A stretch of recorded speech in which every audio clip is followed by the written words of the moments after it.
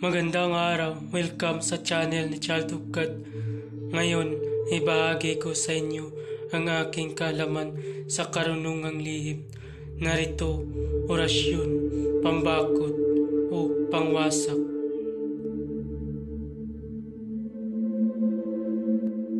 At kung bago ka pa lamang sa channel nito, huwag kalimutan pindutin ang subscribe button para laging update sa mga bagong video. Maraming salamat.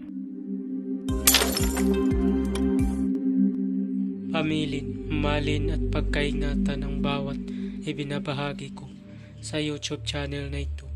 Ang kapangyarihan na kapaloob dito ay lubhang maywaga. Gamitin lamang sa kabutihan at pagganap ng kalooban ng Diyos.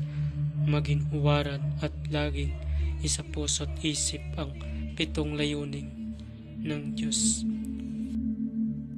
Una, isabuhay ang 4 na gintong simulay makadiyos, makabayan at makatao, makakalikasan. Pangalawa, isagawa ang pag-ibig sa Diyos, pananampalataya at pag-asa sa pamamagitan ng yaga. Pangatlo, isakatuparan ang kabutihan, katuwiran, kalinisan, katotohanan, kadalisayan, kaliwanagan, at kababaan ng kalooban. Pangapat, ipalaganap ang pagkakaisa, pagmamahalan, pagtutulong sa kapwa, pagmimisyon, paglilinis ng sarili at pagbabago na paunlad. Panglima, magkaroon ng pagagalangan, pag-unawaan at pagmamahalan sa isa't isa bilang mga kapatid at kapwa-tao. Panganim, maging dakila sa isip, sa salita at gawa para sa Diyos, sa bayan at tao. Pangpito, ipagpatibay ang kautusan ng Diyos, tumulong sa pagpapaunlad ng katawan ng bawat kasapi ng samahan at tumupad sa adikain ng Diyos sa tao. Sa pamamagitan ng pagsunod sa mga layuning ito, ang isang naghahanap sa Diyos ay makakasumpong sa Kanya at hindi pagkakaitan ng Kanyang liwanag.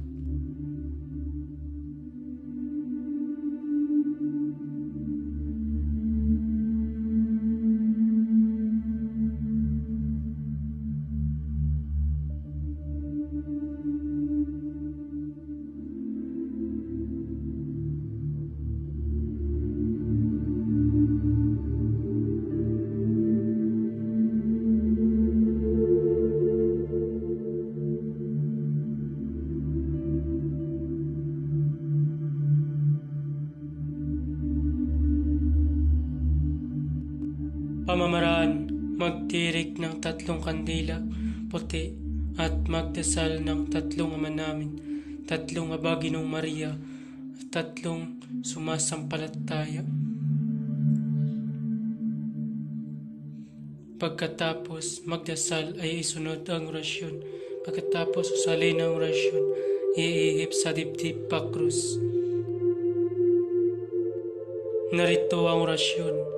Dios, Dios, Dios, Dios, Dios, Egusum, Gabinit Dios, Kuatni, Sikot Dios, Inum, Sikot Dios, Exenelo, Dios, Dios, Dios, Dios, Dios, Egusum, Gabinit Dios, Kuatni, Sikot Dios, Inum, Sikot Dios, Exenelo.